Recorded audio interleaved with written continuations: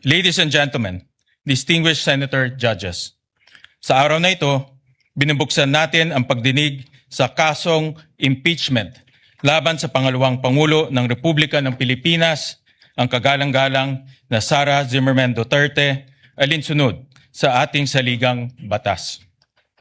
Sa pagtupad natin sa tungkuling ito, malinaw ang panata na ating sinumpaan to do impartial justice according to the Constitution and the laws of the Philippines. Ibig sabihin nito, ang bawat pasya natin ay dapat nakabatay lamang sa saligang batas, sa ating mga batas, sa mga alintuntunin ng hukumang ito, at sa mga ebidensyang ihaharap na walang kinikilingan at walang pinapanigan. Impeachment is a constitutional mechanism that holds the highest public officials of the Republic accountable to the people. We cannot achieve accountability, nor can we faithfully serve justice without the truth. Karapatan ng sambayanan na malaman kung may katotohanan ang mga paratang laban sa pangalawang Pangulo. Tungkulin nating timbangin ang mga ebidensyang ihaharap at tiyakin ang ating magiging pasya ay nakabatay lamang sa batas at sa mga katotohanang mapatutunayan sa paglilitis. Ipagkakaloob ng saligang batas sa Senado ang natatanging kapangyarihang dinggin, litisin at pagpasyan ang lahat ng kaso ng impeachment. Kakibat ito ang pananugutang tiyakin na ang paglilitis ay isinasagawa ng may integridad, kaayusan at buong paggalang sa proseso. Sisiguraduhin natin na magiging maayos, bukas at madaling maunawaan ng ating mga kababayan ang prosesong ito.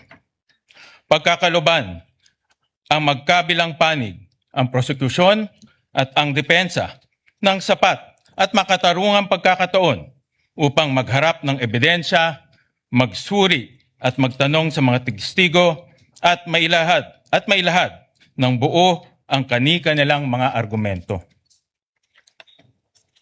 Sa ganitong paraan, mahiharap sa taong bayan ang malinaw na batayan upang maunawaan ang mga isyong nakapaloob sa Articles of Impeachment.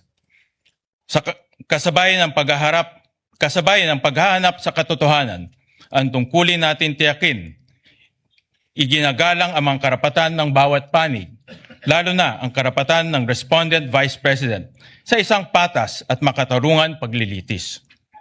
Due process and fair play must remain paramount at every stage of this trial. Let us be firm in the search for truth. Let us remain faithful to the rules of this court, the rule of law, and above all, the Constitution. Nakatutok ang buong sambayanan.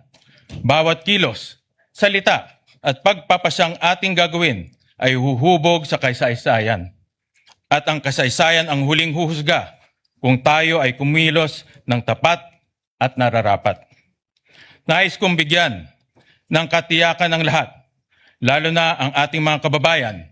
Gagampanan ko ang aking tungkulin ng patas at may katapatan. Magalang kong hinihikayat ang bawat Senator Judge naway ito pa rin natin ang ating tungkulin ng may dangal at pananugatan sa ating konstitusyon upang maging karapat-dapat tayo sa tiwalang ipinagkaloob sa atin ng sambayanang Pilipino.